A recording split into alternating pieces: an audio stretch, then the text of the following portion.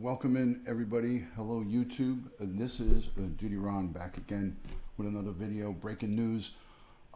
Several hours ago, there was a report of shots fired at a Walmart supercenter in El Paso, Texas.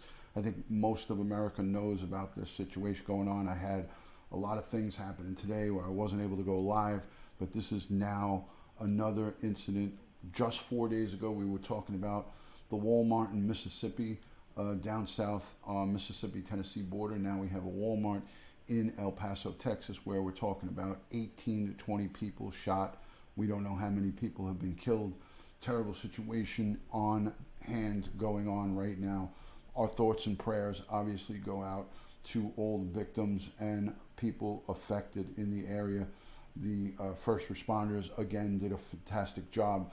I looked at some of the video from this event, and looks like a male with a pair of headsets on and goggles walked in with an AK-47. It looked like very fast to me.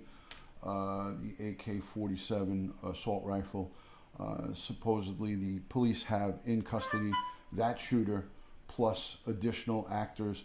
I was on the phone and speaking with my good friend Darren Porter, who is an affiliate, retired NYPD detective. He was a classmate of mine in the academy, in the police academy. I listened to his report. Looks like everything is under control at this time, but at this point we just have multiple people shot, and now law enforcement is just having to figure out why and what the situation is going on.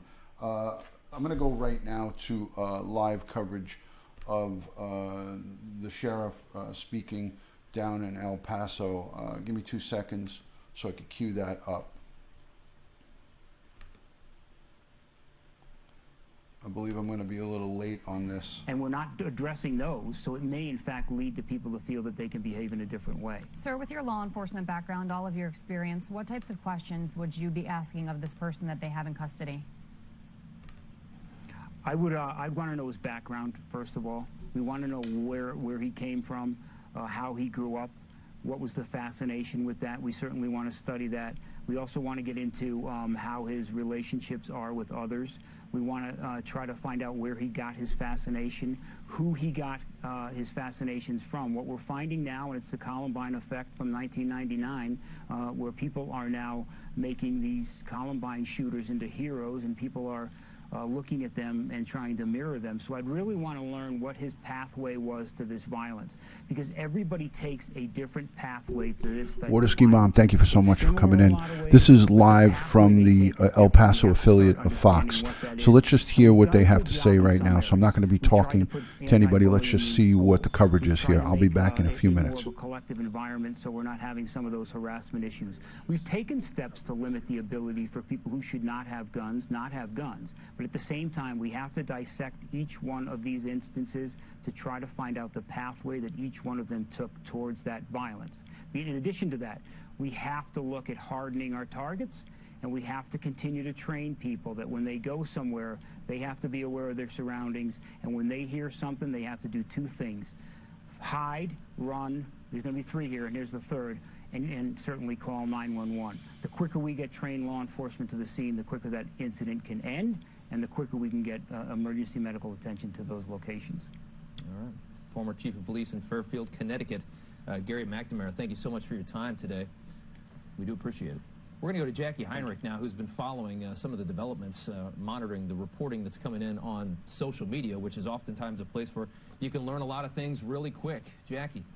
Yeah, and Rob, what we're learning really is the latest from the president, that part where he said in his tweet, many killed. We knew from the Lieutenant Governor, Dan Patrick, that there were between 15 and 20 casualties, but we did not have a number on how many of those people were killed and how many were injured. The latest information coming over Twitter from the president describing it as many killed. Of course, we're still trying to get a handle on how many people are actually in custody. We saw that there had been some discrepancy between what the mayor of El Paso, Dee Margo, had reported, confirming multiple suspects were in custody, and then that latest information from police, that update that we heard several minutes ago, contradicting that, saying that they had ruled out multiple shooters and acknowledging they had initial reports of multiple shooters, but as of now they'd ruled that out. They have just one person in custody, although they acknowledge the situation is evolving and the information could change.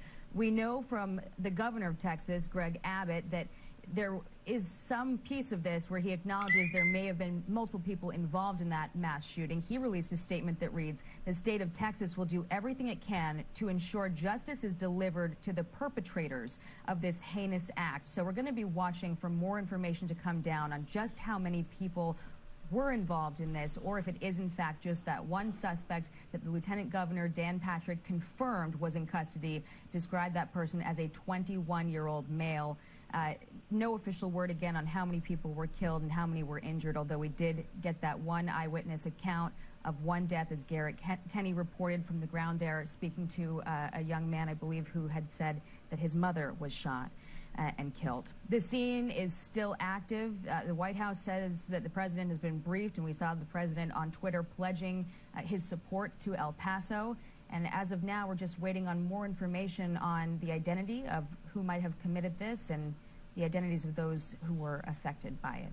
Robin Jillian. Jackie Heinrich, thank you. Still waiting on a lot of information, still many questions to be answered at this point. Let's bring in Ken Paxton, Texas Attorney General, joining us now live on the phone. Sir, there has been a lot of conflicting information this afternoon. Can you give us the latest information that you have confirmed? Yes, I believe Walmart is connected to it, and I'm not 100% sure if the shooting actually happened inside the Walmart or just randomly inside the mall. So let's listen in and see what we got here. Killed and how many injured, but I do know there is, so far, they're interviewing one shooter even as we speak. So we may end up finding out more down the road, but right now that involves one shooter. So just one shooter in custody at this time. You're not sure if it's to my understanding that multiple actors are in custody. One shooter in custody, but he didn't act alone. Apparently there was 2 or 3 or more people acting in concert with this guy. So actually one shooter, but other suspects in custody. The El Paso community and beyond, I'm sure everybody in Texas, everybody in the country watching this unfold right now, and just, you know, our hearts go out to that community. What's your message to the folks there who might be watching? You know, our message is that we care about the community. We're going to be there for the community. There's no way to make up for the loss that these families have experienced, but I do want them to know that my office, the governor's office, the state authorities are going to be there to help in any way possible. What kind of questions? I mean, obviously you have a young man in custody you think committed a horrible act. You know, what happens now? What are police asking him? Where does the investigation go? Well, I think first you want to know, you know, was there anybody else involved? I think that's going to be the first major question. Second, Jules, this is these are many units that responded after the event. The shooter just probably engaged with a handful of cops, if that. How did they end up being able to do this? This is a response to this type of active shooter event. Yeah. Does it surprise you that the alleged shooter is still alive? We were just talking to other police officers that say so often. Yeah, Pam Z looked like it was an AK-47 from what I could see. I'm going to show you guys that in a minute. I'll show you the actual suspect with goggles, and he had headgear on, so to silence the gunfire. He was wearing headgear that you would wear at the range when you go shooting. I'm shocked that he was able to be captured without being shot himself. But in a sense, I mean, law enforcement have that person now to question and get all of the information that they need, because so often when the shooters are killed, you don't have that opportunity. No, there's no doubt there's a benefit to the investigation they have in the person alive. We can learn a lot if that person is alive. We can learn a lot about why and how and what was going on, and I think it provides information for the future. So just wrapping up, we have one person in custody. We're not sure if he had any help, and that's what they're looking to find out. And we don't have an exact number on victims at this point. Is that right?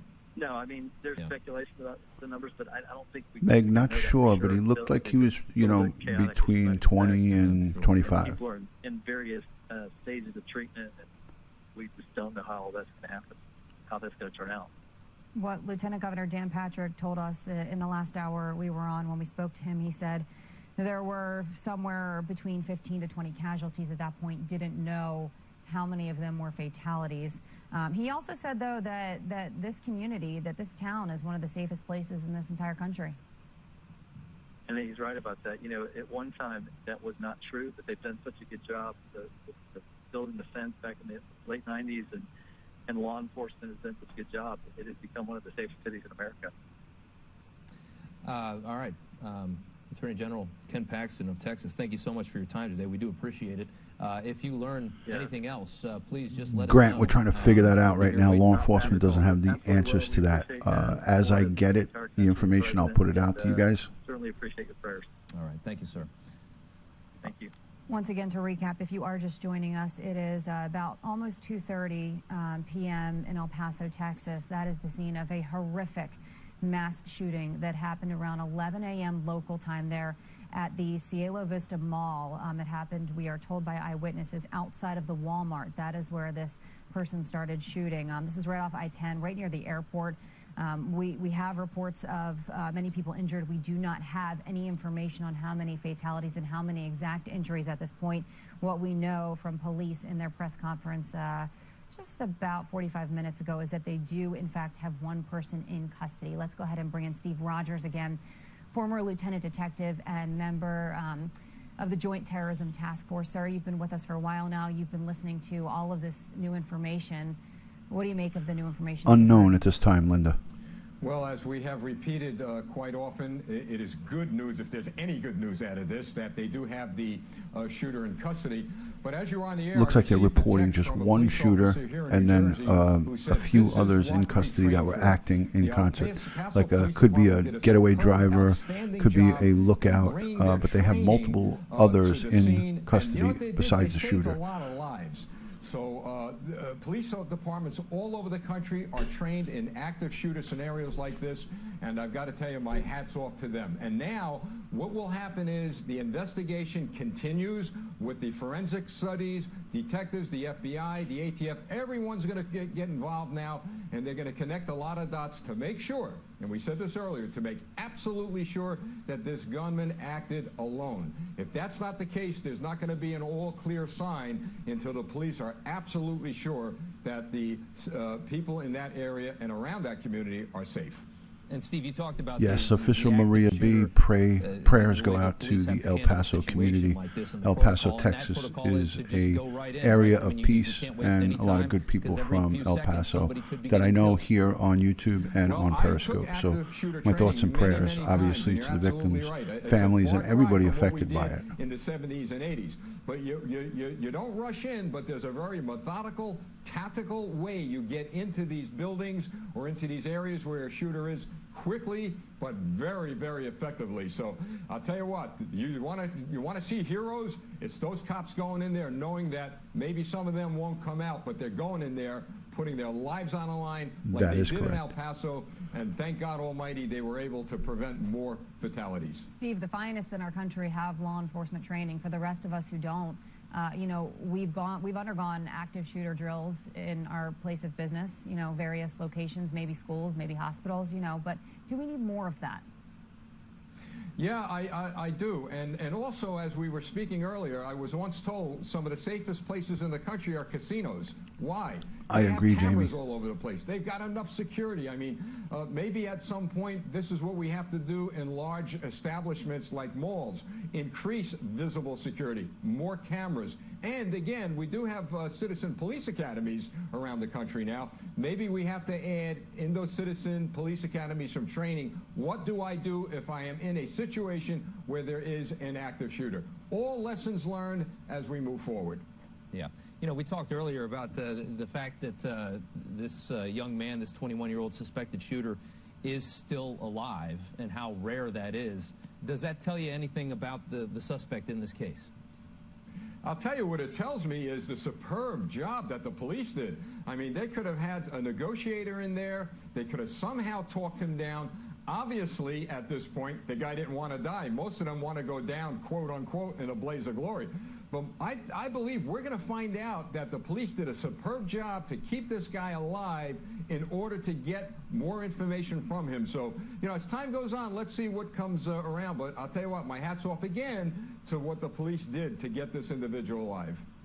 Yeah, absolutely. I mean, from all accounts, it seems like law enforcement in El Paso did an incredible job. You know, you heard stories from eyewitnesses, Steve, of people being in the Walmart store, and you know, one eyewitness said there were maybe 100, maybe 200 people, and they were all rushed to the back, and they were hiding back there, and you've got people trying to help each other. You know, you hear stories of terror and absolute horror in these situations, but then you also end up hearing the stories of survival and how people help one another, and the true goodness that is in our community of neighbor helping neighbor. Yes. The American people, we always know, rise to some of the most tragic incidents to help each other. And I'm sure that if there were people bleeding, we haven't heard it yet, but there are other people who are there trying to stop the bleeding. People come together in tragedies, and I've got to tell you, again, our hats off to the people who were there. I'm sure we're going to hear a lot of heroic stories as we move forward. But saying that, I've always shared with people, let's pray for our country, pray for our police, and pray for the victims in this case. Yeah, absolutely. All right, Steve Rogers, stand by for us if you would. Thank you so much. We're going to go back to Garrett Tenney, who's been outside that Walmart talking to people who witnessed this horrible crime. Okay, so this is footage that looks like it's inside Walmart. Really horribly emotional stories he's had to listen to today. Garrett, are you with us? Yeah, Rob, I'm with you. I can tell you it's still a very active scene here outside the Walmart. You can hear the helicopters overhead, and we actually just had the county SWAT team that just came up this hill from the Walmart. A couple of hours ago, I saw them rushing down this hill before the all clear essentially was given at the Walmart, and they were coming down to the front of the Walmart with battering rams. I'll be back on to speak to you guys in about 3 minutes. Now Just you can give see 3 them more coming up the minutes of hill. They're coverage here. leaving, so it does give us a scene or an idea that, as police said, they currently believe there is one suspect, one shooter involved, and that he is in custody. There is no imminent threat to the community at this time, they believe. So right now, at this point, is just an investigation to pick up the details of exactly how things played out here around 11 a.m. local time this morning. What we do know, based on what witnesses have told us, is that this shooter pulled up outside this Walmart and started shooting in the parking lot and worked his way inside the Walmart, and over the course of about 20 minutes worked his way from the front of the store closer towards the back of the store, and at that point, that is where the last gunshots were heard. Again, we have no clarification at this point if he shot himself or if police shot him or if he voluntarily gave up, exactly how it came to be that he is in custody. But we do know from the lieutenant governor that there are 14 to 15 people who were shot in this case. No word yet on how many were killed, but we know about a dozen have been taken to a local hospital, and that hospital says they are expecting more victims from Walmart to be taken over there as well. So we're going to be getting updates on them a few hours from now as those trauma teams treat those patients, figure out the extent of their wounds and what the recovery will be like going forward. We are expecting to get another update from police here in the next hour or two as well, very early on in their investigations, still trying to get all of their facts and all the information together as well. But usually around this point, when you're about 4 or 5 hours post a scene like this or an incident like this, that's when you start to get a better grasp on exactly what took place. So we hope to get some of those details here in the next little bit, Rob.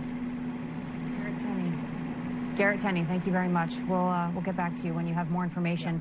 Yeah. We do have more information coming in right now about some of the victims and some of the medical centers that they've been taken to. So let's go ahead and go to Jackie Heinrich, who is following that development. Jackie? Yeah, Jillian, we've just heard back from Del Sol Medical Center. They're confirming 11 victims were taken to that hospital. 9 of them are in critical but stable condition. 2 are in stable condition, and the ages of those victims range from 35 to 82 years old. We know also that some other victims were taken to University Medical Center. We are waiting confirmation from them on the status of those patients and how many were taken there. But that information just in from Del Sol Medical Center on 11 victims. And that speaks to what we had heard earlier about the 15 to 20 casualties. That 11 right there, these are all folks who are alive but dealing with various levels of injury right now. So we're still awaiting the remaining information on who was taken to University Medical Center in El Paso. I'm trying to confirm information on how many were taken there. I do have some numbers, but I don't want to put it out until we absolutely know for sure what we're dealing with there, but wanted to share that last update. 11 victims, 9 critical but stable, 2 stable, ages 35 to 82, and that is at just one hospital where victims were taken after the shooting. Jillian and Rob. Jackie Heinrich, thank you very much for that update, and we will certainly come back to you when you get that other information confirmed. Sure. Yeah, let's do just a quick update on what's happening here. It's been about 3 hours and 15 minutes since this all occurred, or this all started. This is a Walmart. You're seeing the parking lot of a Walmart in El Paso, Texas, where a gunman carrying a rifle. Official Marie B. Prayers, thoughts, strength, positive vibes, and all of our love from New York City back over to the people of El Paso. So thank you so much for that generous super chat. Much love and respect to the great people of El Paso. Confirmed at this time. We've heard multiple reports from people seeing others shot. We had one young man tell Garrett Tenney that his mother was shot and killed. The gunman, according to police, is in custody, at least one person in custody. We have heard that there were others potentially in custody, but that's not the story we're hearing from police at this point. And the scene is still active there in El Paso at that Walmart parking lot, but we can tell you that there is no current threat to the city of El Paso, according to police. Yeah, in that press conference that police gave just about an hour ago, that was their last one. They did say, what you're referencing, Rob, that there were reports that a rifle was used, but they said that they weren't able to confirm that information yet. So we'll, of course, get information on that and pass it along to you when we do get it. The police also reiterated this is still fluid. This information can change. And thank you, Joey Brooklyn. Good to see you. Things such as victims, number of victims, types of injuries. So that information is all stuff that we will give you once we get that confirmed. Rob, you talk about the different witness stories that we heard. We interviewed a woman by the name of Vanessa Sines, who was an eyewitness. She was there, and she said that she was in her car with her mother and her 1-year-old son. They were actually pulling up to the Walmart, and she said she saw a woman fall to the ground who was just walking her cart full of groceries to her car. And they heard the shots, and they didn't know what it was initially, but she said when they knew what was happening, she said she tried to get out of the parking lot, but the only way out was to go in the direction of the shooter, so the alleged shooter, so that they couldn't get out at that moment. Yeah, some of the stories we've been hearing have just been really, really terrible. And it's just, I mean, it makes you so angry when you hear these stories, and it is so sad, and they continue to come through. And Garrett's been there for a couple hours listening to multiple people that had to hide from this and witness this, and at least one person who lost a family member to this. So we will continue to do some reporting there in El Paso. In the meantime, we're going to go to Peter Schwartzbein, who is a member of the El Paso City Council, and he joins us now on the phone. Peter, thank you for joining us. I just want to start off by asking you, what have you heard? What is the very latest that you have information? All right, so guys, I'm going to lower the volume on this. I'm going to put the volume down so I can speak to you guys. I'm just going to let it play in the background. So essentially what it looks like, I'm going to give you what I saw and some of the coverage that I looked at. Okay, it looked like it was a lone gunman between 20 and 25 years old. Could have been maybe as old as 30. But it looked like a young white gunman. He was wearing goggles and a head sound device that you would wear over the head headset to muffle the sound. Water Ski Mom, thank you so much for the super chat. Love and respect to you. Thank you so much for the generous super chat. Love sending prayers and thoughts. Gut wrenching. Water Ski Mom, thank you. So he was wearing a pair of headphones to muffle the sound that you would wear at the shooting range, and he had shooting goggles on and walked directly in surveillance. It looked like CCTV, camera footage of this male going into the Walmart, and it looked like, in my eyes, it looked like he had what looked and appeared to be an AK-47. It looked like a Russian assault rifle. It had the brown stock in the front. I have the picture of it. I saved it on my computer. It didn't look like a regular AR or AR-15 or something of that nature. I mean, I know because I have an AR-15 myself, and it was not. It did not look like an AR, but it was an assault type rifle. And at the end of the day, folks, we have multiple fatalities. The news is not reporting the fatalities at this time because they've not been confirmed. But it looks like there's multiple fatalities, multiple people shot, and it looks like I'm not on. Come. I'm just showing this. So we do have a situation where it is no longer an active shooter. He did not have it hidden. He was open. It looked like he was driven up to the front of the location, Linda. He got out of a car right in front of the location, and the car waited there for him. And he came right into the location and began shooting. So at the end of the day, folks, we have a situation where you have someone who came in with his intention was to harm and kill as many people as possible. You see the state police in the background here. These guys are gearing up after the fact, but they always take this situation, and God bless the men and women of law enforcement, okay?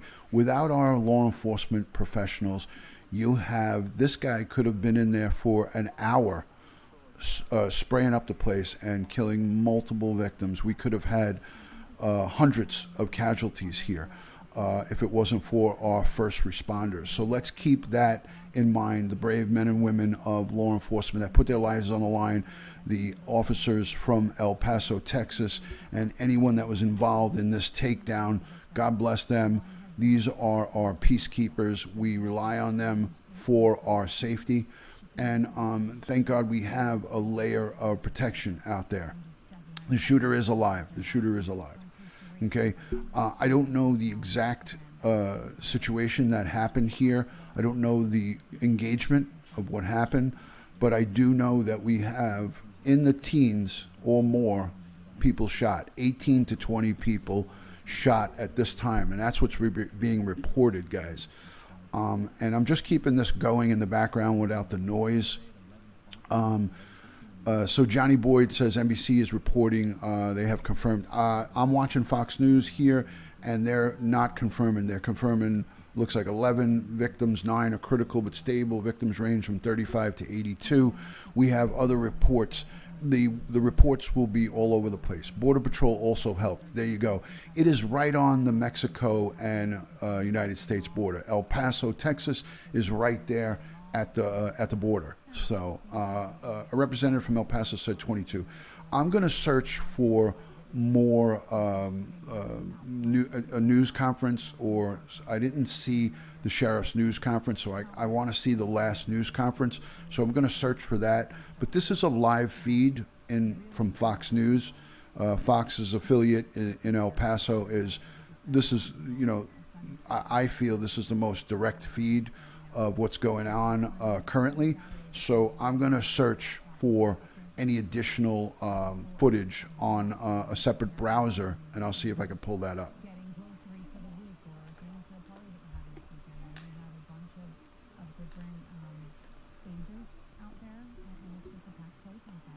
Let's listen in for a second.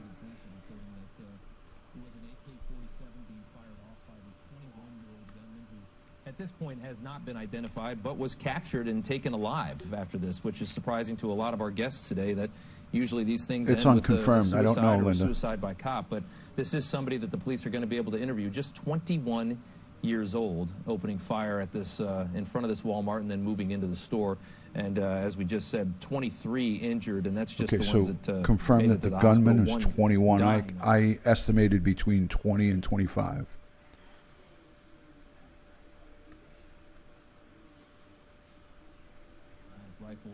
being fired off. We believe at this point that it is a lone gunman, because police have said that the scene is now safe. It's still active and being investigated, but that there is no further Let's threat just listen to the in here, community. guys. Let's listen. And what they'll now have to investigate is whether or not this gunman truly acted alone or if he had any kind of help.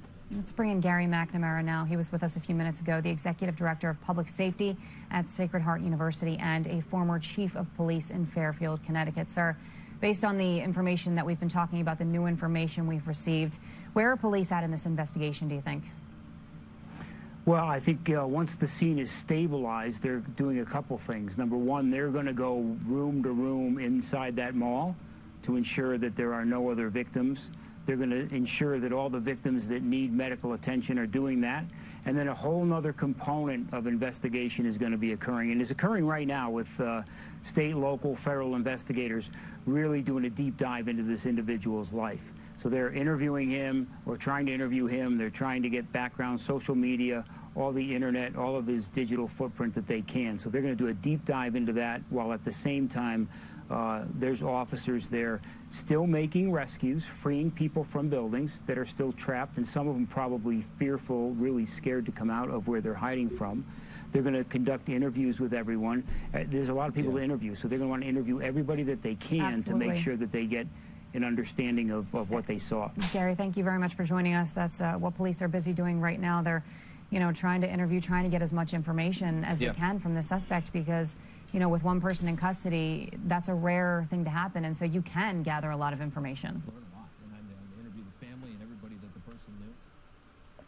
Okay, let me just say quickly to Water Ski Mom and to official Marie B, thank you so much for the generous super chat. Always appreciated, never necessary. And I want to say thank you very much to those two young ladies for the super chat. Really nice, wonderful messages.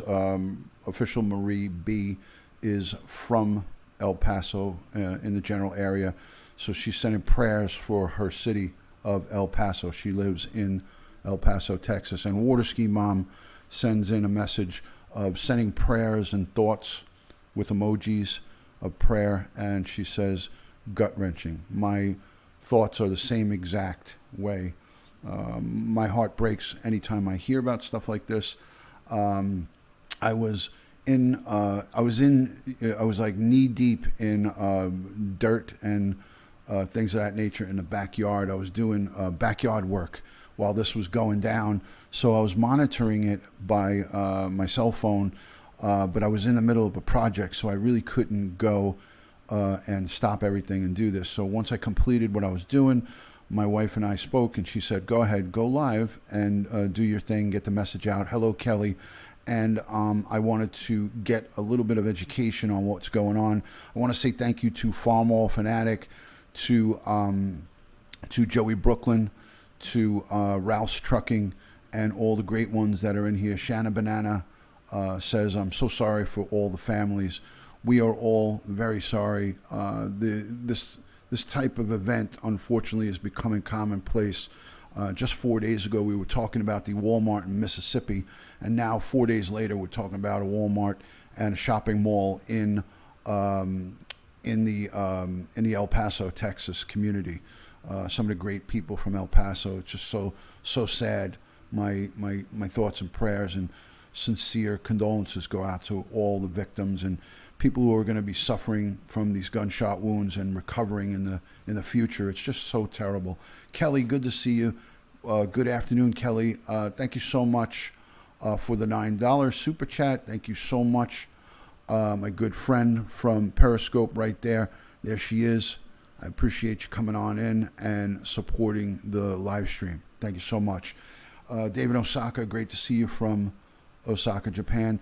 Now, guys, I just want you to know that, obviously I'm in full support of our first responders. Okay, our first responders are our first line of defense. And at the end of the day, we have to give thanks and praise to the men and women of law enforcement, because they go into these situations when everyone, as you see here in the background, is walking quickly out of the building. Everybody is reassured that everything is safe right now. There's no panic right here in what we're seeing, but earlier on there was massive panic, and with that massive panic, people were running out of the shopping mall and the Walmart, and the police were running in. So that's what the men and women of law enforcement do, and that's why I tip my cap, because I know from doing that particular job for 20 plus years, I know from responding to major events, the World Trade Center, the September 11th attack, I was there. I responded. We did not run away from it. We ran into it. You know, when we call 911, the police come, and they are there to do what needs to be done to keep the public safe. So here we go. I just want to listen to this. Let's listen to this. A lot of suffering in El Paso right now. I'm incredibly saddened, and it is very hard to think about this.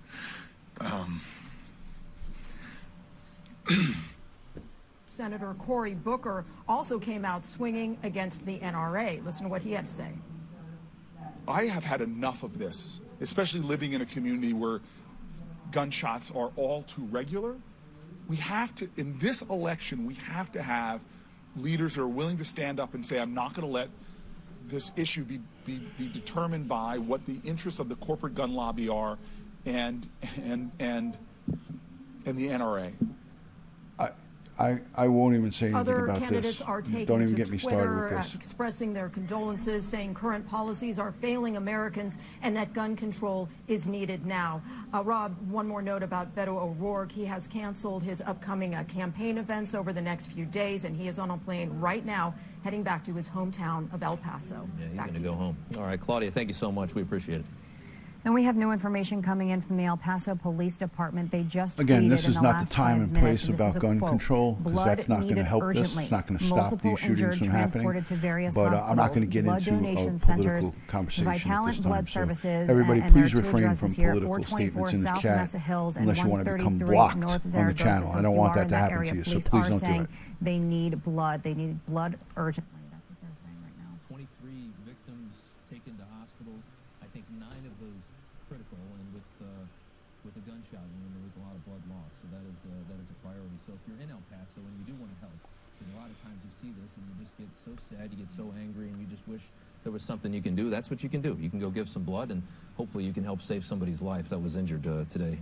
And also, just a reminder, if you are trying to contact someone who you thought was at the mall or at the Walmart or at the Sam's Club in that area. Thank you so police much for also coming on in and tweeted a supporting. reunification Much love and center respect for to you. families, and that is the MacArthur Middle School on Wittes. So if you're trying to get in touch with somebody, that is where police are directing you go, the MacArthur Middle School on Wittes.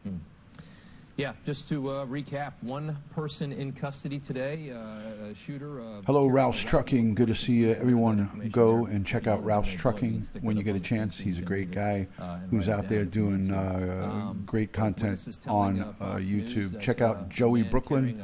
Check out the Farm Mall Fanatic and the whole rest of the Grow team over there from Ralph's Trucking. Morning in El Paso local time, and just opening fire on people as they walked out of Walmart on a very busy late Saturday morning, and then entering the store and continuing to open fire. And according to Garrett Tenney, the 21-year-old man who is now in custody, had about 20 minutes to fire on people inside of that Walmart, which is a long time to be shooting an AK-47 in a crowded store. Yeah. And it led to a... All right.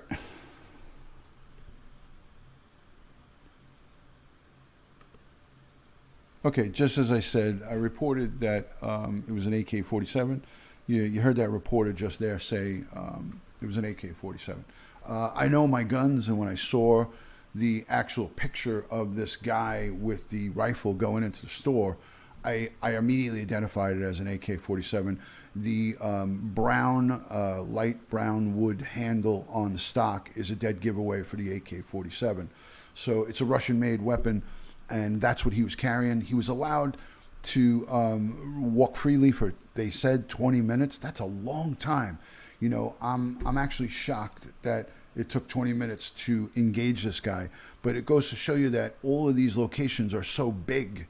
The picture is available on the internet, Angelina, as a as a way of me showing respect to the people and not to give the gunman any street credit or airtime. I'm not going to put his picture on my live stream. That's not the kind of person I am. I won't do that. I'm just telling you that I saw it, and I saw it with my own eyes, and I'm telling you guys about it. I feel that it's there's no reason for me to glorify this guy or show him on my live stream. If you want to do that, or if you want to go look at it, go and search the internet for it and you'll be able to see it. But I won't do that here.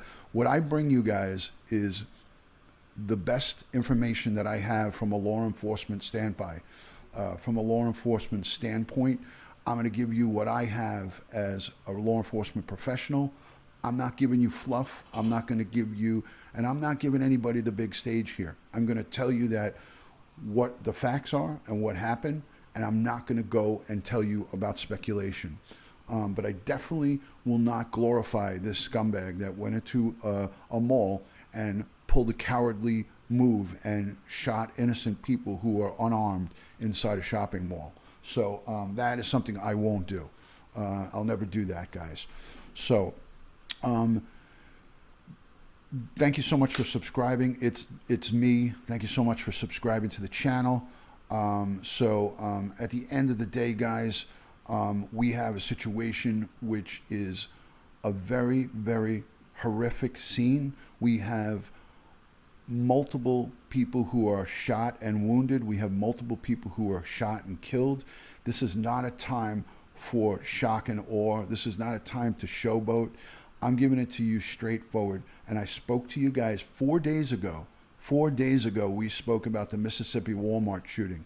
And what I said to you, if you go back and watch my replay about the Mississippi Walmart shooting, until the government or until people of America take a stand, these corporate stores, these big major corporations that run shopping malls and all different places that multiple people go to, if they don't step up their game and make it safe for people to shop, make it safe for people to go to sporting events, to go to concerts, if they don't take their profit margin and cut it in the name of safety, then shame on them. There's going to be bloodshed on their hands, because these events are going to continue to happen until A, we change the way we do security in this country, and B, the federal government and these multifaceted rich corporations take from their pockets, their bottom dollar,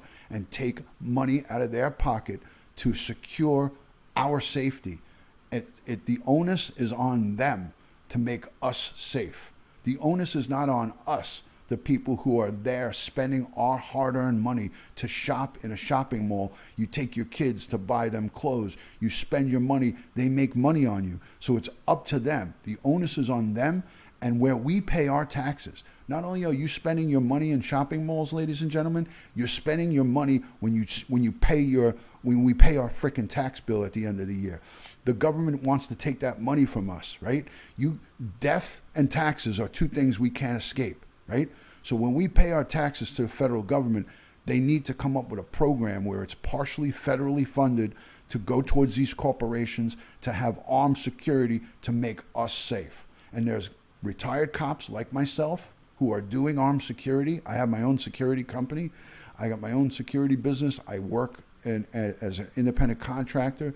I do a lot of different executive protection security assignments.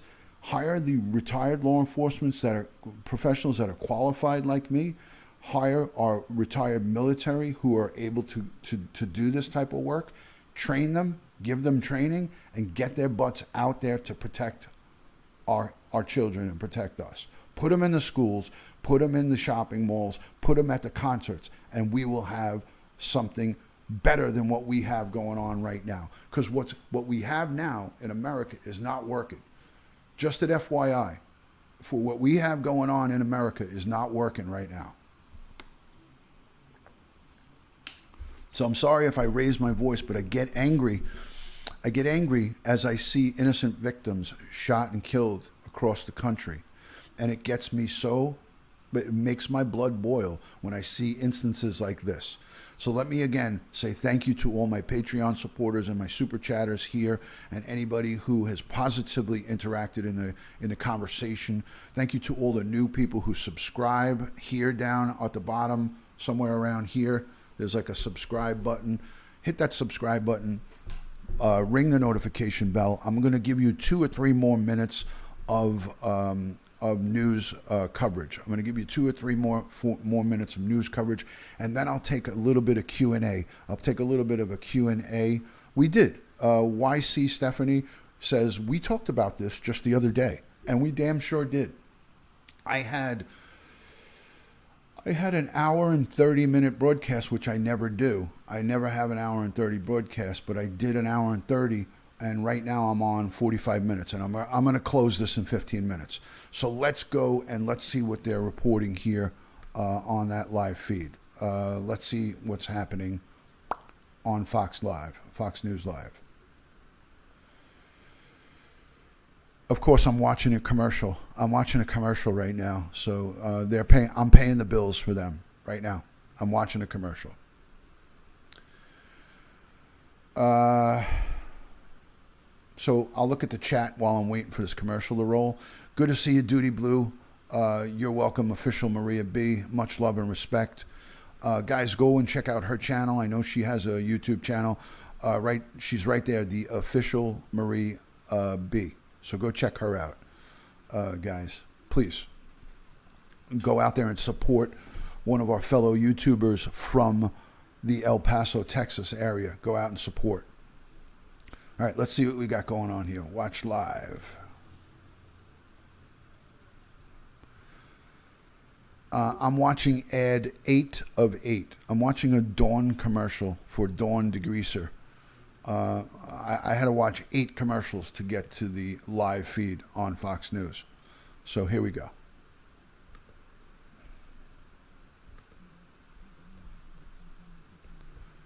Eight commercials. That's it. Just 8.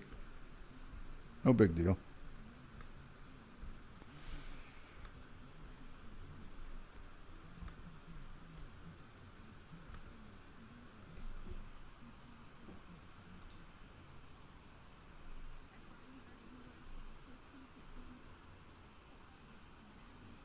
You? Police?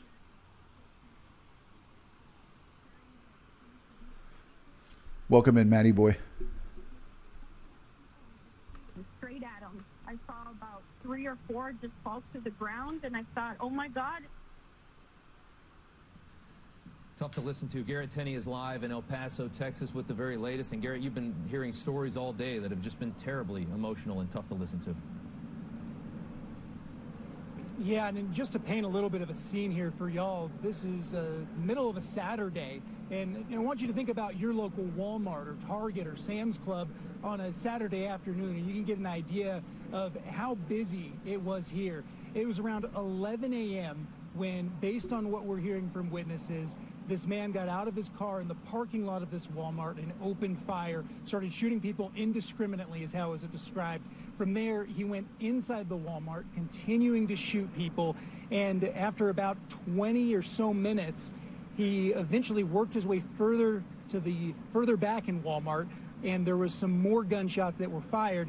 And from what we're hearing, that is Welcome, when the Nikki Hammer. gunfire I'll be ended talking to you guys inside in the 2 Walmart minutes. store, based on what we're hearing from witnesses. Now, many of these witnesses, the scenes they are describing are just absolutely horrific. One woman said she rushed inside the Walmart after she heard these shootings, Josh. and she saw a woman laying there on the floor who was shot in the legs. She couldn't stand up, and she was just reaching up, and she was desperately screaming, yelling, "Where is my son?" Exactly, She had gone in Mishi. with her son and gotten separated from him when this shooting broke out, and she couldn't get up to go around and search for him, to find him, to make sure that he was okay.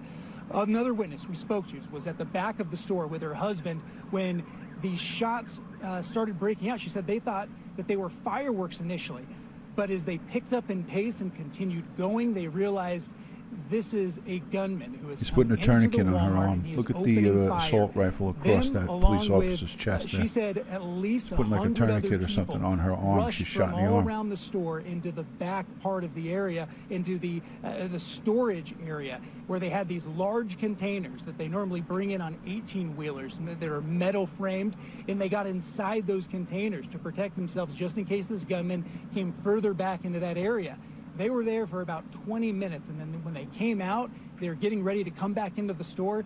That's when they said they heard another round of gunshots break out. They said about 10 minutes later, that's when they were told it was okay to come out, and they went through a back door of the building and exited. Don't let these people win, Jules. Just go in and do what you're doing and bring your illegally carried firearm with you. Those gunshots that they heard, we do know that the gunman is in custody. We don't know in what condition that he is, or exactly how it played out that he was brought into custody, but we are waiting an update from police to get some of those details. In terms of the victims, though, we are getting a better picture of just how widespread this destruction was that he caused. We know of at least 24 confirmed people that were shot. One of them is dead. We know many of them are in the ICU units undergoing medical care as we speak. We also know this is very much an ongoing situation that they are investigating. A very active scene is what we're told. They don't believe there is any imminent threat to the community at this point, that it is under control. But to give you an idea of what they're facing going forward in terms of the victims, the El Paso Police Department tweeted out a short time ago saying blood needed urgently, multiple injured transported to various hospitals, and they announced blood donation centers, and they gave the address for that. So as we see in these cases, you can expect there's going to be an outpouring of support from this local community, which we've heard from multiple officials describe as one of the safest cities in America. And I can tell you, we've been here the last few days covering a visit to the border from a congressional delegation. And what we heard lawmaker after lawmaker say is how impressed they were by the people of El Paso, how generous, how kind, how giving, how big their hearts are for anyone that is in need.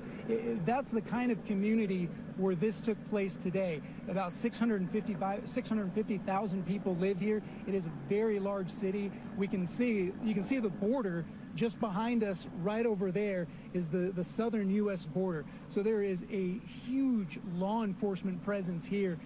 On this case alone, you have the FBI, the ATF, local state police, and then you also have Customs and Border agents that rushed here as soon as reports of this shooting came, and they are still continuing this investigation. What we know so far from the lieutenant governor of that one suspect, we're told he's a 21-year-old male that from a city councilman told us they believe it was an AK-47 that he used. Again, he is in custody. At this point, they do not know his motive. That is something they are still trying to determine, and that, of course, is one of the questions that often takes a much longer time to get an answer to. But as we reported earlier, right around this time, when you get to 4 or 5 hours after the shooting, that's when a lot of the fog of war starts to clear up, and you start to get some of these details figured out of exactly how this whole situation played out, Marie. Where we are now, wow. where we're going to be going Marie, forward. I'd like to, if you can later, send me an email so we could communicate about this. I'd like to talk to you about it. Absolutely tragic shooting this morning, and the people that we've talked to here have said, like any person would say, you never think it's going to happen to you. Robin, Jillian. Yeah. All right. Well, the suspect is alive, so we will learn a lot more here in the coming days. Garrett, thanks so much. Let us know if we need to come back. And in the meantime, let's bring in former Deputy Assistant Director of the Counterterrorism Division at the FBI, Terry Turchi. He also led the Unabomber investigation. Sir, we appreciate you being here, sad under these circumstances for sure. You know, we've talked to you in the past when we've had mass shootings. Unfortunately, we always say, one is too many. At this point, from your experience, what you know in law enforcement, what is happening right now a few hours after this happened? Well, Jillian, what you're seeing now is something that these people train for in all the days that you don't see them. And local, state, federal law enforcement officials and agents and officers are training all the time. We have operations in America in a number of cities that you've probably heard of called Urban Shield. And the whole purpose is to hopefully never have to go to one of these events. But they're so horrendous and your emotions run so high and there are so many things going on at once when everybody shows up, of course, the major objective is to stop the shooting and to make sure you neutralize the shooter in whatever way you have to do that. But the major objective after that is to make sure that all of these victims are cared for and that you get people out of there to get help, to get medical help, that you help them if you have to right there on the spot. And all of the time that that's going on, your emotions are really running very, very deep, and it's like almost superhuman to have to control your emotions and see all of the carnage and all of the horrendous things that have gone on around you. And yet, I always found, and I always try to say this, you actually gather strength from those people, from victims, from people who do heroic things and help every day when something like this happens, and it happens obviously all too often. But the best in human nature comes out, and I think that's what actually attracts so many people to law enforcement. But it's not to have something like this happen, it's to just be able to be there to help people when it does. Terry, the frequency of this is what really bothers a lot of people, is when you start seeing these shootings happen over and over and over again. People get so frustrated. It's become almost kind of like a fad amongst some of the sickest people in our society to do something like this when they feel like they've got nothing to live for. I wonder what you think of that and what you think of a solution could be to fix this, to move us away from this. A number of years ago, it was about 2000, we actually did a study because during Unabomb, during the search for Eric Robert Rudolph, the Olympic bomber, and there were some other bombings, obviously the Oklahoma City bombing back in 1995, we didn't have any research or much information to support the idea of what kind of person embarks upon committing such horrendous crimes like this. And so a clinical psychologist and FBI agent came back to the Bureau and actually teamed up with people from the Secret Service, had access to files, was kind of mentored by a group of psychologists outside of the Bureau, obviously, that knew how to give opinions and assess research. Anyway, she created a rather landmark study on the lone offender because there are a lot of characteristics that are similar between lone serial bombers and lone gunmen, mass shooters. And at the end of the day, what she found was that there are several characteristics that these people have, and just about every one of them, and even since that time, you can apply these to the people as we learn more about them. They were loners. They'd never really making a connection in their life. They really longed for and sought for kind of a group identity, to be connected to something, but they could never get it. In fact, some of them even joined extremist groups. They were asked to leave because they were too violent, if you can think about that. And all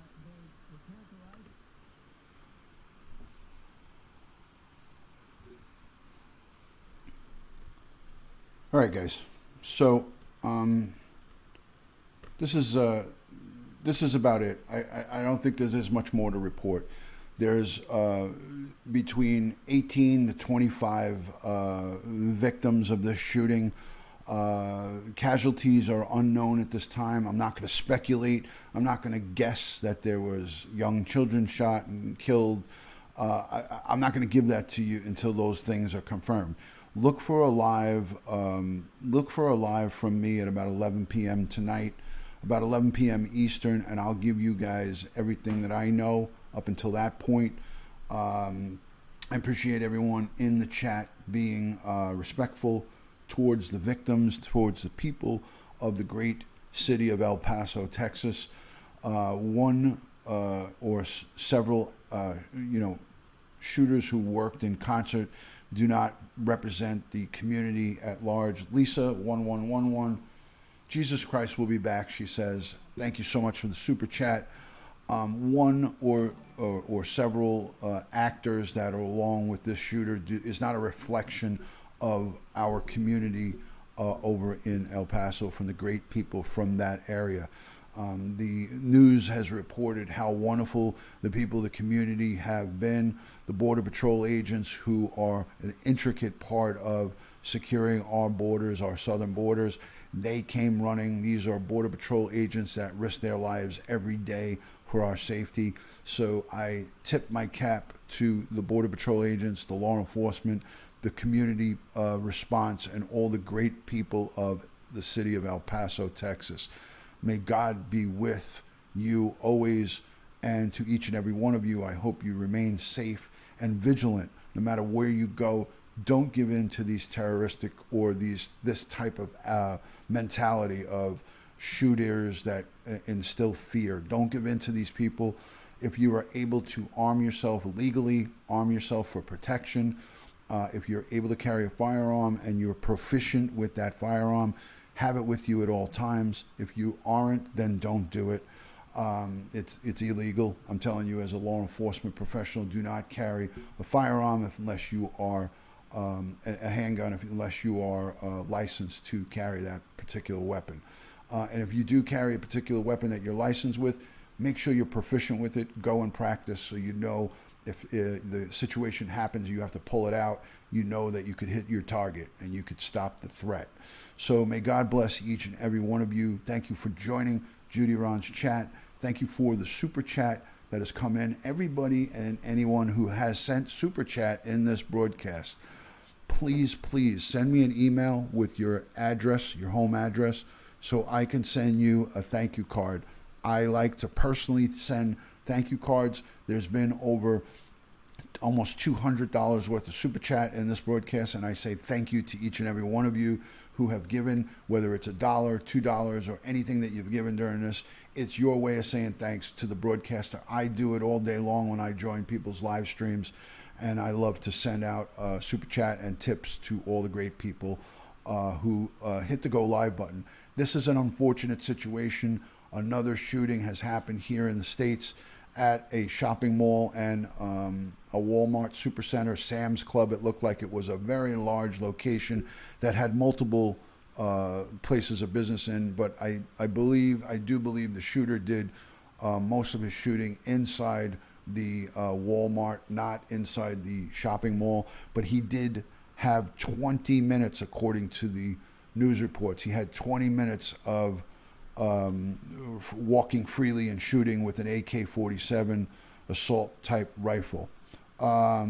Okay, El Paso police are going to give an update on the shooting. If you guys want, I'll stay live with this. It looks like in 5 minutes we are going to be getting a live update from the El Paso police. This is according to Fox News. El Paso police to give update on shooting. If you guys want me to stay, I'll stay for that presser. It looks like they're getting ready to set up for this. So if you guys want to see it, I will stick around. I'll monitor it on the side here, and when it comes up, I will give it to you. I'm not looking at the screen now. I'm looking at the live Fox News feed. So I think that they're calling for this presser, this update in 5 minutes. So for the time being, I'll take a quick Q&A from you guys. If anybody has any questions that they want to send out, and I'm not going to answer any questions about conspiracy theories and utter insanity. I saw some people in the chat going on about nonsense. I don't even entertain it. I won't even acknowledge it. So don't waste your time with that. Okay, looks like... Okay, not yet. We're not yet. You're welcome, Jonna. My pleasure. MJ Doris, thank you so much for being in here. Mrs. McJagger, thank you for coming in. I don't have the camera on. I don't have the camera on. It's just on the news. So yeah, this is an unfortunate situation, and until things change, we're gonna have a situation that's gonna be not pretty. It's gonna be ugly, guys. So it is what it is. So let me see what we got going on. Let me see what we got going on here. You're welcome. My pleasure. My pleasure.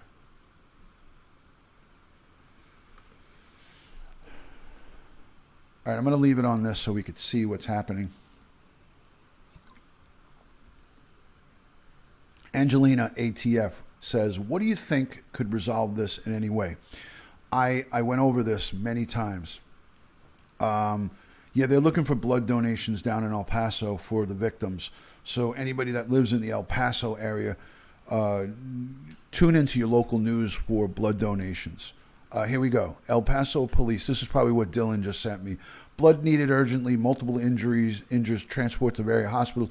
blood donation center is at Vitalent Blood Services at 424 South Mesa Hills and 133 North in Zaragoza.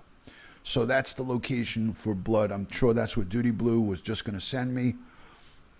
I spoke about this earlier on this live and on many other lives. I can't go into that again. Yeah, there it is. I can go back to it, but I think it was up on the screen long enough for everybody to see it.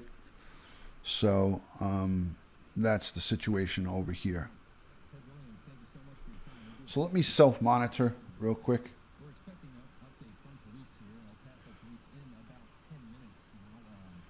Did you just, what, hold on, what did she just say?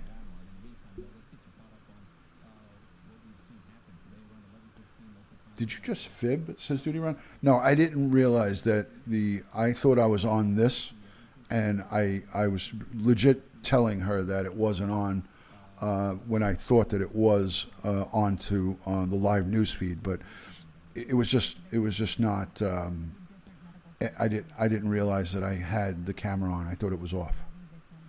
I didn't do that intentionally. As much as you guys want to think that I did, I didn't do it intentionally. I realized it after the fact.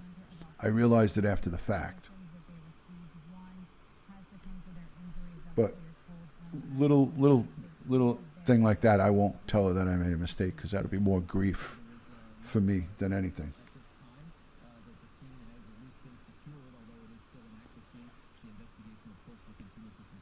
All right, let's hear what they're saying. Let's listen in.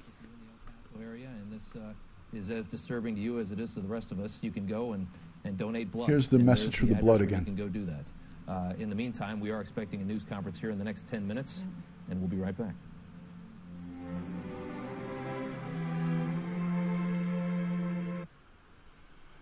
Okay. Philadelphia. Let's not subject ourselves to this. I'll just monitor this on the side, guys. Hi, I'm back. Johnny O says, thank you for doing this live today. So sad and alarming. Thank you for the super chat. Thank you for the super love. Appreciate that, Johnny O. So yeah, guys, this is not things that I'd like to go live about. Hello, Naboul. Good to see you, my friend. Everybody go subscribe to Naboul. He's in France. Mrs. Mick Jagger, always a pleasure to see you on the live broadcast. Thank you so much, Pam Z. Thank you so much, Pam ZIB. God bless the healthcare workers involved, the nurses, the doctors, the paramedics, the first responders. Blondie1025, one of my wonderful Patreon supporters. So much love and respect to Blondie1025. Thank you so much for being in here. Official Marie B. Everyone go and subscribe and give love to her channel. She's from the El Paso community. She lives in El Paso, Texas. So send her love and respect. If she does go live, go and flood her live stream with love and support. She is a content creator here on YouTube. I'm recently started following her, and she's also a supporter of the DutyRon family. So thank you for that, Marie. Much love and respect to everyone in the chat. Super love from Michigan comes from Tracy Van Bragg. Thank you so much. Long Island girl, thank you so much for being in here, and thank you for the prayer emojis and the sad face. It is a very sad situation, sad day. Maria Fetterman, thank you so much for the super love. Much love and respect to you. Thank you for lighting up the stream. There's the notification for the super chat from Marie. Thank you, Fetterman. Appreciate the super chat. Thank you so much for that. And anyone who has sent super chat, send me an email, dutyron@aol.com, and I would like to send you a personal handwritten note that says thank you on one of my police business cards. Nancy Eileen, love and respect to you. Thank you so much. Josh Webb says 18 people that won't be coming home to their families. I don't know if the 18 has been a confirmed number, but whatever the number is, it's a sad situation. It's sad, sad, sad. How do we help in our community to increase security in public places? That's a really open-ended question. It's not a one-liner. It's a long question, a long answer to that question. It's a long answer to the question. Yes, we're sending you positive vibes and strength from the New York City area. Positive vibe and strength from New York City. Naboul is still in Morocco. I didn't realize you were on a long vacation. So good to see you. Yes, Dawn, it is terrible. Just heard the story. Awful situation. Let me see what's happening. We're still watching multiple commercials at this time. All right, here we go. We're back live.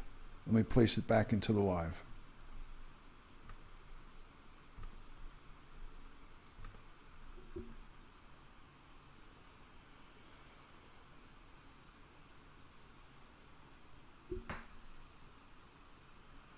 I agree, Greg. I spoke about this on my live.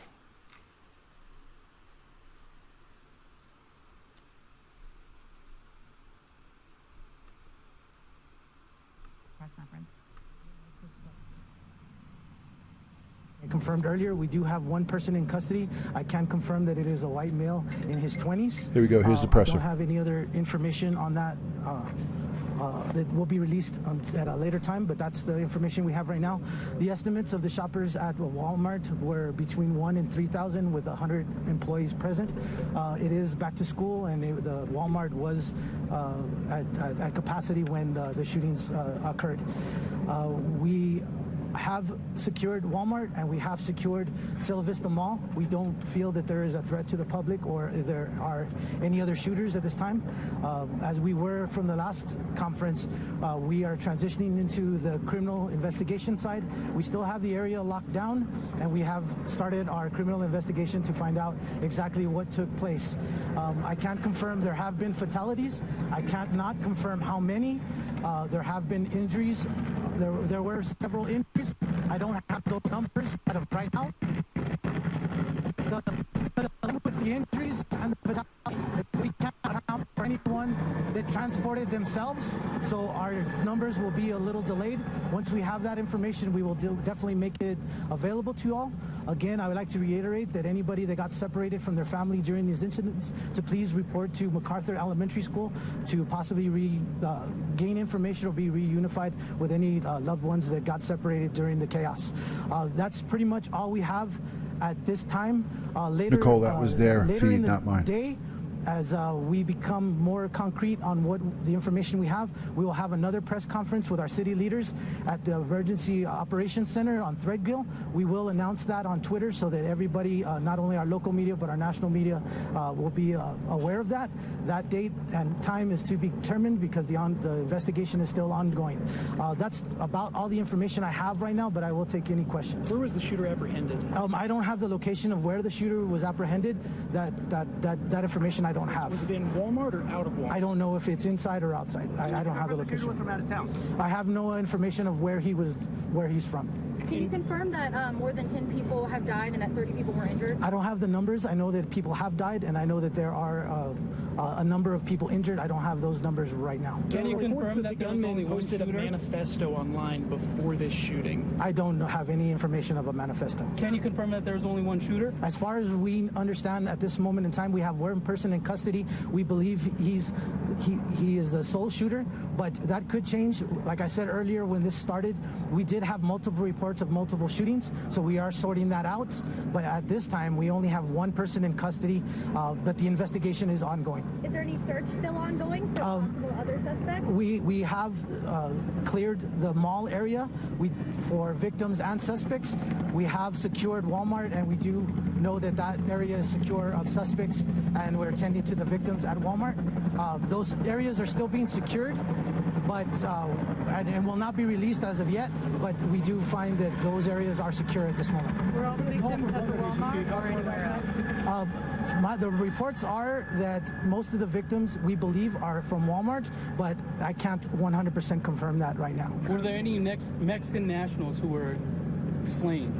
I don't have the demographics of anybody that was injured or killed. Sorry, can you clarify the number of dead if it's one or more than one? I don't have that information. But you know it's at least one. I know there is a fatality, so that would be one, yes. There's been a call for blood donations. Can you talk more about that? I know that the Red Cross is on scene or are working with our EOC. I don't have that information, but I would assume with any kind of mass casualties that blood would be in demand. So if I have that information or when I get that information, I will definitely put it out. So you said the suspect was white, not Hispanic or white Hispanic? What I have is a white male. In his 20s. In his 20s. That emergency notification went out alerting all of El Paso County and City. Do you believe that there is still a threat to the city and the county, or? As of right now, we don't believe there's a threat, but we are continuing the investigation. Thank you, Aaron. Police officials said that there were 2 male suspects. Can you confirm that? We have 1 detained at this time. Ahorita después de esto va a hacerlo en español. Is there any motive? We are still investigating the motive, so we don't have that at this time. How prepared are you for this kind of incident here in El Paso most of the time? As far as the police department, all the federal agencies, law enforcement, state and local, we train for these types of scenarios. Nobody can be 100% prepared for anything that happens. We do routinely train. I think we do work well with each other, and we have a coordinated effort today. So I don't think there's any agency in the country that's prepared for something like this, but we do prepare for it and do our best to make sure that these situations are handled as best as possible. In terms of the weapon, we've heard reports from city council members that it was an AK-47. I don't have the make and model of the weapon. The only report that I have from initial reports is that it was a rifle. The make and model of that rifle, I don't have that confirmed at this moment. There were reports that there was shootings outside of the Walmart. Can you confirm that? We had multiple reports during the active shooter situation. We had reports at other malls and other locations. We have verified at this time that those reports were false. We have no separate shootings or reports of shootings. The only active location that we believe shootings occurred were at the Walmart and possibly Sela Vista Mall, but that is to be determined. Anywhere outside of that is it has been confirmed that those incidents that were reported to us are false. There was reports of other malls during the time. They're false. The only active investigation we have right now is at Walmart and Sela Vista Mall. What do you mean when they say terrorist gang activity? I don't know. I didn't say that. There were reports that said that. Oh, I can't confirm on the motives or the location or any basis for the shooting right now. Do you expect the number of fatalities to go up? I don't know. And like I said earlier, we want to make sure that we give an accurate count. We know that a lot of people were separated during the chaos, and we don't want to worry people unnecessarily. So we want to be very sure that the count that we give you of injured and dead are accurate, and also we are prepared to deal with those family members when we do make notification. Like I said earlier, we had to deal with people that transported themselves on their own. They could have gone to area hospitals. That takes time to confirm that they are part of this incident. So we are not going to have that until later on, possibly today, maybe even tomorrow. What do you know up to now about the path that the gunman took, from where to where? Where did the shooting start and how did it continue? You know, all the reports that I have are based of 911 calls, so that it's not very reliable. Right. We did get reports initially from Walmart and then secondarily at the mall. Now, whether one happened before the other, I couldn't confirm. Do you have any idea of the duration of the shooting? I don't have the total duration. Let me just cut this sound off. Marie, let me just tell you something. They're not lying. They're just not giving the information out because family members haven't been notified.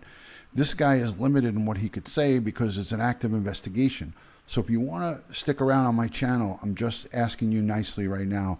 That propaganda about them lying, I don't appreciate it because our law enforcement are not here to lie to the public. And if you feel that way, I don't think this is probably a place for you, honestly.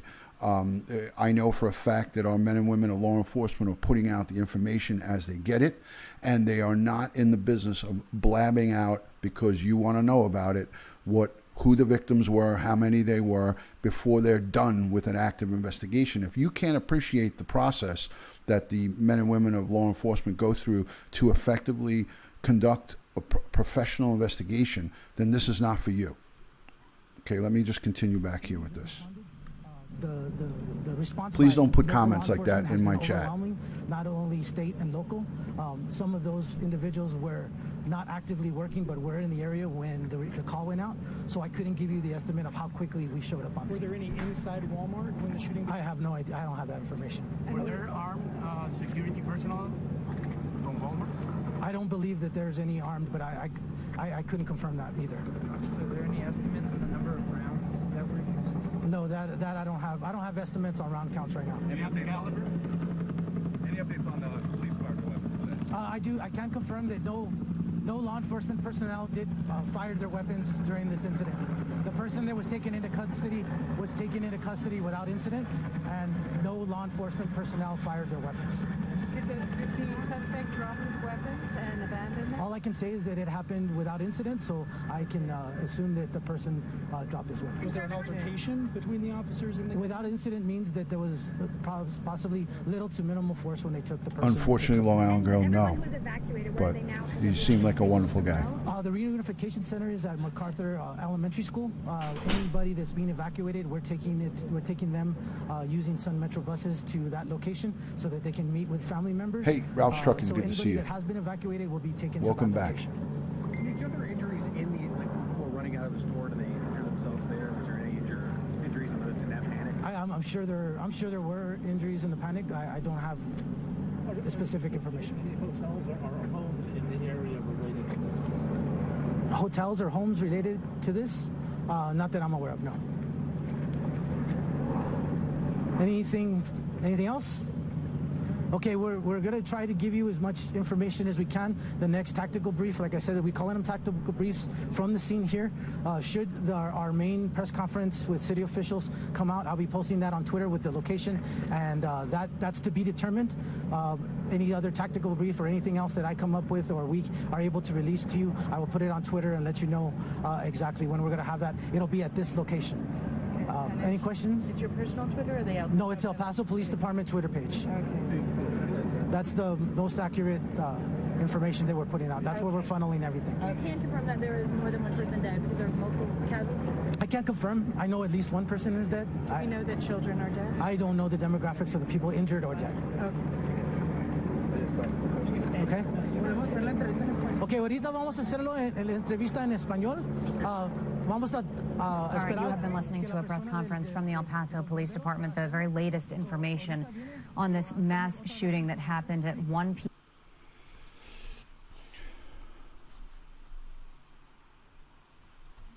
All right, guys, so I'm going to break away and go back to the live feed here with me. Again, I'm just gonna say this again, and I don't want to dwell on this.